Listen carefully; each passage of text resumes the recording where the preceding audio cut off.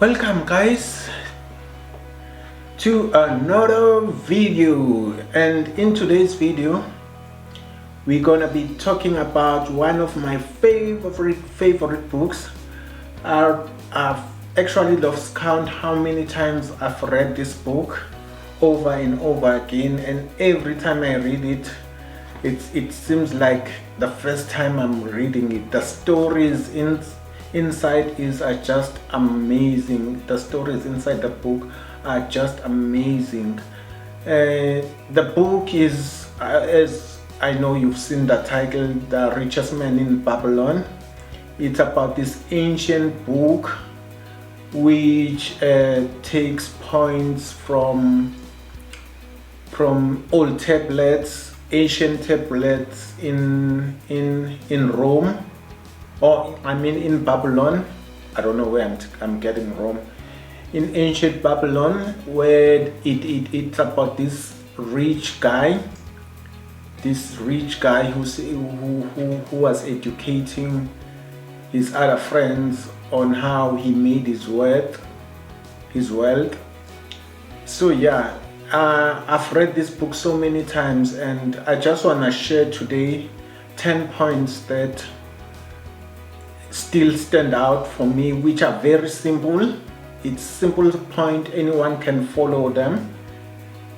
So the first lesson I've learned reading this book over and over again is to pay yourself first.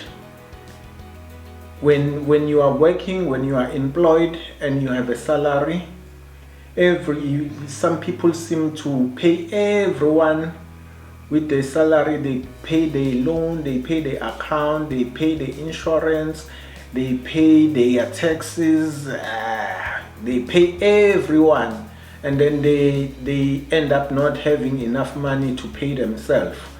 So the book tells you or teaches you that you should pay yourself first. Take 10% of your income the moment it comes into your bank account and put it aside and save it. That 10% is your payment for your work, right?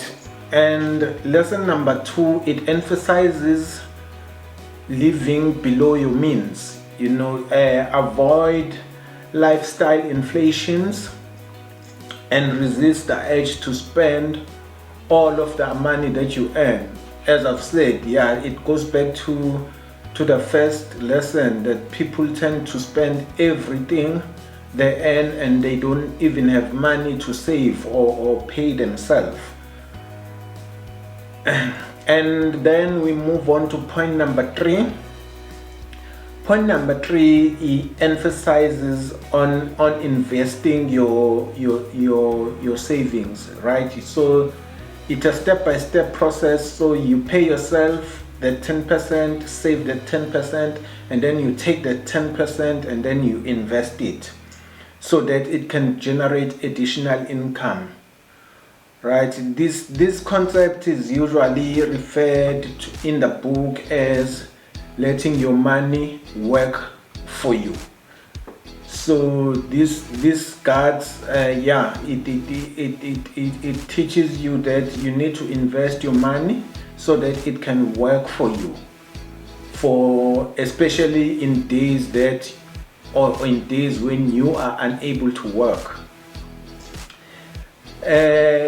Lesson number 4 is guide your savings or your money against any loss.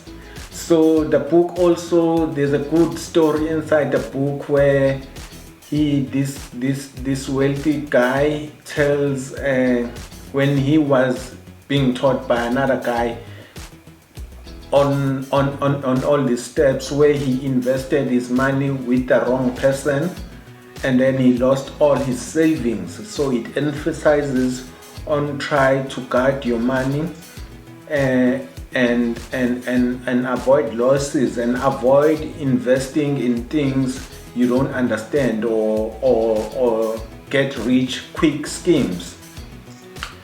And then lesson number Are we on 4 and 5? I think it's 5. Lesson 5, it teaches you to be diligent and be patient when you're trying to build your wealth, because wealth takes time, and patient.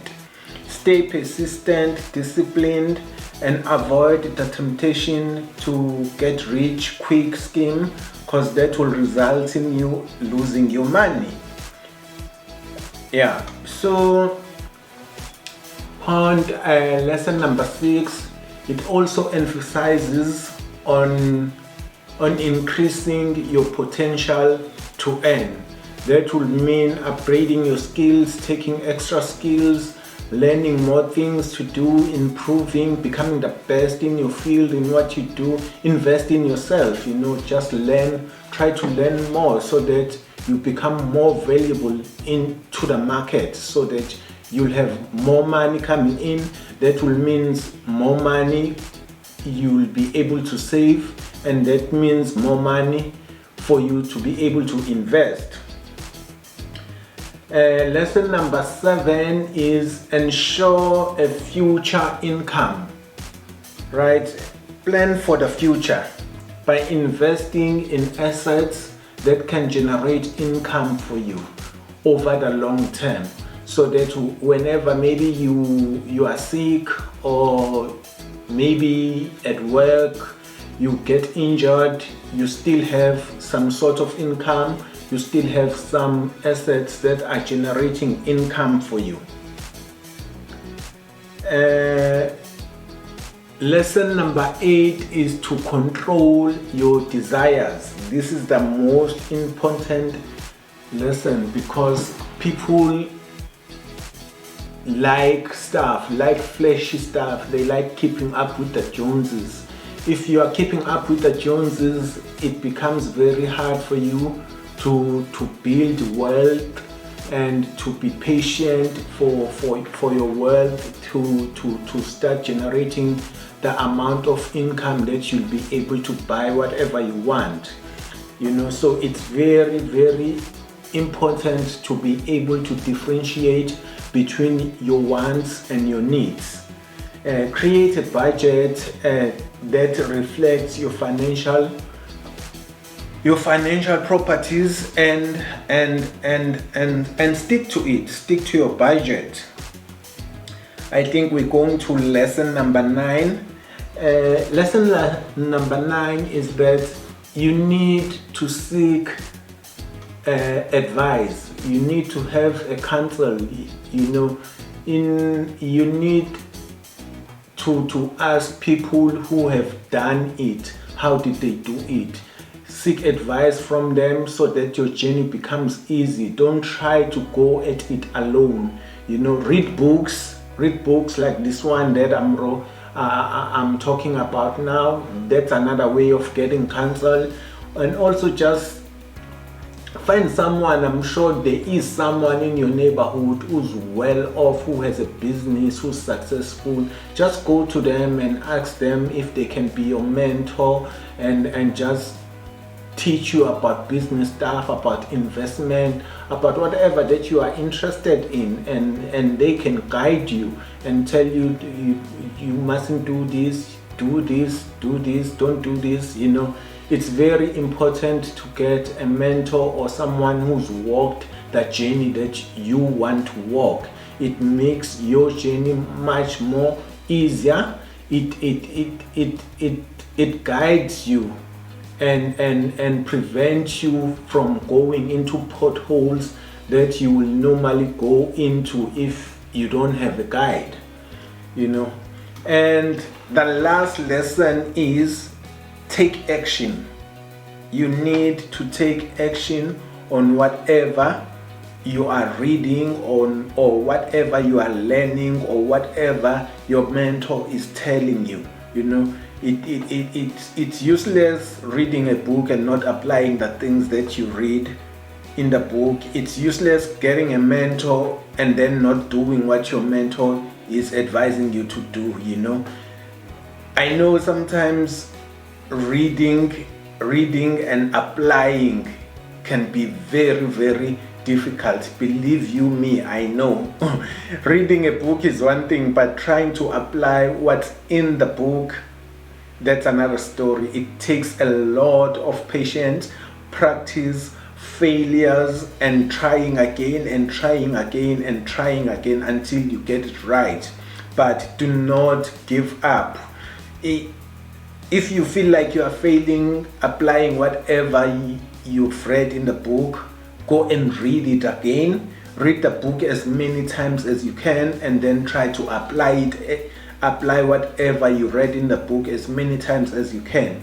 If you are unable to follow what your mentor is telling you or teaching you, go back to them and ask them for easier way you can try to apply, because you are finding it difficult. Talk to them, and do follow-ups. Yeah, so those are the 10 lessons I've learned from this book. It's one of my favorite book. It's an easy read. It's 300 more or less 300 pages. It is in simple English. Anyone can understand it. A 5-year-old or a 10-year-old can read this book, but it has so much information, profound advice, and stories, and exciting stories, because it's not about steps on how to get wealth, but it also about stories. There are fine stories within the book, which I think everyone would enjoy. So yeah, guys, those are the 10 lessons I learned from the book, The Richest Man in Babylon. If you want to get the book, you can click the link below in the description. I'll leave the link below in the description, and you can get it from Amazon. Anyway, until our next video, thank you for tuning in. Peace. I'm out.